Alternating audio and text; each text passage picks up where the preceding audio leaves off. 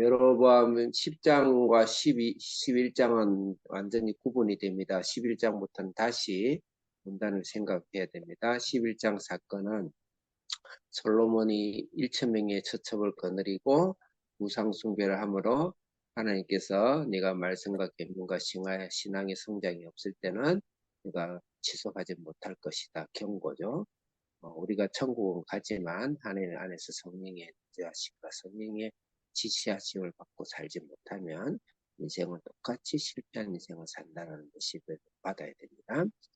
그래서 하닥과 르송과 내부적으로는 여로보암의 반란이 11장이고 12장에서 그 여로보암의 반란에 찾아오죠. 그래서 우리 짐을 들게 해줘라. 그러니까 3일만 기다리라. 근데 솔로몬이 오히려 아니 여로보암에 오히려 더 짐을 묻게 하고 정갈의 채찍을 때리겠다. 그러니까 여로보암과 그 열 조석의 북이스라엘이 아도람을 죽이고 반란을 일으키죠. 그래서 여로보암이 이제 징벌하려고 17만 명의 군사를 모았는데 하나님의 지시에 가지 마라. 형제와 싸우지 마라. 아무리 억울하고 하더라도 교회 안에서 싸우지 마라. 싸우지 마라. 그래서 거기에 참 여로보암이 다행히 그래 순종하는 게 있죠. 순종하죠. 그리고 오늘 아니 여로보암이 순종하죠. 오늘은 그 여로보암에 대한 이야기입니다. 여로보암 이야기가 오늘 금신상을 만들고 그 다음에 예배 처소를 바꾸고 예배 날짜를 바꾸는 이 모습에서 여로보암의 신앙 자세에서 우리가 조심해야 되고 또 역설적으로 우리가 시성표로 삼아야 될 게 무엇인가. 25절 같이 읽어보겠습니다. 시작.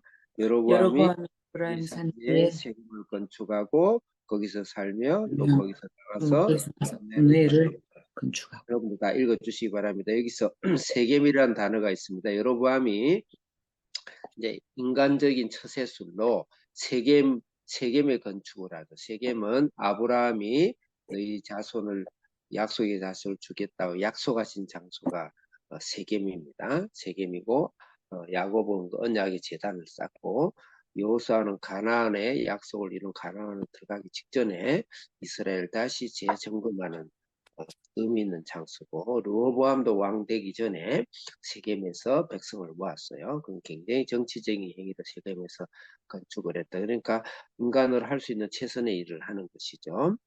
하나님 없이 최선의 일을 하고 있다라고 보면 되겠고 26절에 읽겠습니다. 시작. 그의 마음이 스스로 이르기를 나라가 이제 다윗의 집으로 돌아가리로다. 여로보암이 걱정이죠. 걱정 근심. 걱정시 그리고 저들이 나를 죽일 것이다.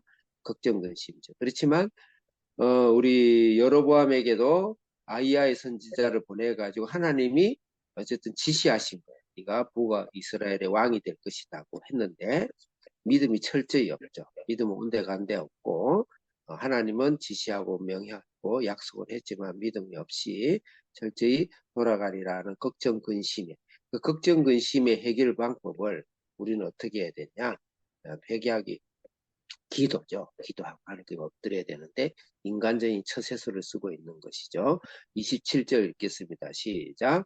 만일 이 백성이 예루살렘에 있는 여호와의 성전에 제사를 드리고자 하면 이 이 백성의 마음이 유다 왕 된 그들의 주 르호보암에게 돌아가서 나를 죽이고 유다의 왕 르호보암에게로 돌아가리로다 하고. 예, 그래서 성전 제사를 한 1년에 최소 3번을 가거든요. 6월절 또 저기 무슨 절이죠? 오순절, 초막절. 많은 사람 5번 이상씩 올라가는데 가면은 이제 르호보암 편이 될 것이라 인간적인 걱정이 이해가 돼요. 또 그렇게 인간적으로 계산하면 그렇게 충분히 될 수 있어요. 그렇지만 신앙은 인간적인 깨와 생각과 계획과 정반대로 될 수 있고 또 특히 하나님이 말씀하시면 특별히 완전 인간 생각과는 다르죠. 근데 그것을 믿어야 되는데 여로보암이 믿음이 없는 것을 예상은 했지만 철저히 믿음이 없는 그런 예수는 믿었지만 인간적인 세상의 걱정과 세상의 근심과 세상의 좌절과 세상의 실패와 세상의 계산과 논리에 그냥 그대로 살아가는 전형적인 육적인 그리스도인.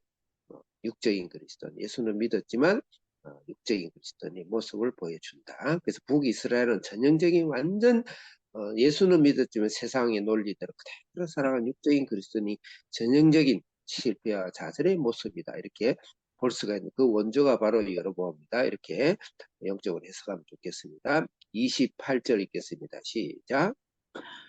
이에 계획하고 두 금송아지를 만들고 무리에게 말하기를 너희가 다시는 예루살렘에 올라갈 것이 없도다. 이스라엘아 이는 너희를 애굽 땅에서 인도하여 올린 너희의 신들이라 하고 주여. 금송아지를 숭배한다. 금송아지. 금송아지는 여러분 금송아지 생각이 나나요? 모세가 출애굽을 시키고 나서 시내산에 가서 하나님을 만나고 하나님이 십계명을 받아서 갖고 내려오는데 와 보니까 아론을 중심으로 금송아지를 섬기고 있었어요. 십계명을 깨버리죠. 결국 십계명을 깨버리게 되는 금송아지를 뻔히 알면서 그 금송아지를 백성을 유혹해서 하나님 대신 그것이 제자기들 드리는 예배 제단에다 올려놓고 금송아지를 숭배하게 되었어요. 우상 숭배죠. 이 금송아지는 풍요와 그다음 재물을 상징하는 것입니다. 송아지는 풍요를 상징해요. 그래서 애굽의 신이 금송아지예요. 그 세상에서 하나님 자리를 대신할 수 있는 그 자식일 수도 있죠. 그게 재물일 수도 있습니다. 명예일 수도 있습니다. 때로 이 세상의 안전일 수도 있습니다. 내가 이 세상에 어쩌면 꿈일 수도 있어요. 이런 것들을 대신 예배를 할 수 있도록 획책하는 그런 우상의 죄를 범하고 있는 것이죠. 29절을 읽겠습니다. 시작. 하나는 베델에 두고 하나는 단에 둔지라. 네, 하나는 베델이 하나다. 베델은 제일 남쪽입니다. 이스라엘에서. 단은 제일 북쪽입니다. 단은 12지파 중에 단 조석이라고 있어요.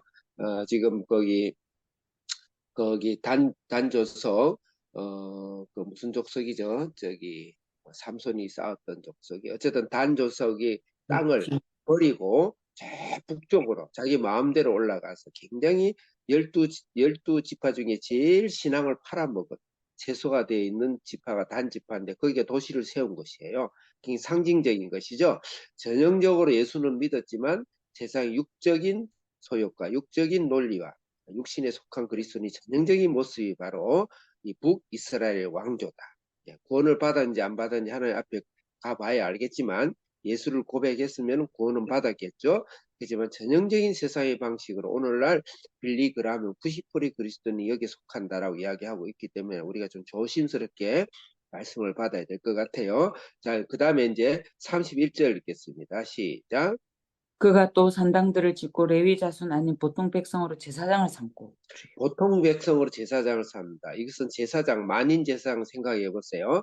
만인 제사장. 제사장은 나중에 큰 제사장은만 그 지성소까지 들어갈 수 있고 제사장이 아니고는 절대 성소에 들어갈 수 없어요. 우리는 만인 제사장이 됐어. 근데 보통으로 제사장을 삼는다. 제사장이 아닌 사람을 제사장을 삼는다. 이건 예수 그리스도의 보혈을 부인하는 것. 만약 부인하게 됐다면 구원을 못 받죠. 오늘 구원을 못 받으면서도 무늬만 구원인 그리스도인이 굉장히 많습니다. 그렇게 되지 않도록 진짜 다른 건 몰라도 하나님의 제사를 예수 그리스도의 보혈을 팔아먹고 버리는 가룟유다 같은 짓은 절대 안 해야 되는데 여러분 모르겠어요. 어디에 속에 천국 가봐야 알겠죠. 보통 제사한 사람인데 이것은 예수를 부인한 것입니다. 32절 읽겠습니다. 시작. 여덟째 달 곧 그 달 15째 날로 절기를 정하 유다의 절기 33절 읽겠습니다. 시작. 그가 자기 마음대로 정한 달 곧 여덟째 달 15째 날로 이스라엘 자손을 위하여 절기를 정하고 베델에 쌓은 제단에 올라가서 분향하여 까지 제사달을 초막절이에요. 초막절은 7월 15일인데 8월 15일로 옮겼어요. 신앙을 액세서리를 하는 것이 신앙. 신앙이 있어서 내 삶이 있는 것이 아니고 내 삶을 위해서 신앙은 액세서리. 요새 정치꾼들이 대표적인 전형이죠. 정치꾼만 그러겠습니까? 우리 속에 육의 타락한 육의 본성은 끊임없이 여로보암을 향해 추구하고 있다. 하나님 아버지 감사합니다. 오늘도 여로보암을 보면서 우리가 육적인 것이다. 절대 성령의 삶으로서 우리가 혼란과 좌절과 실패와 분리와 이런 삶이 안에서 능력과 상과 정복하는 삶을 살 수 있도록 해주옵소서. 예수님의 이름으로 기도합니다. 아멘.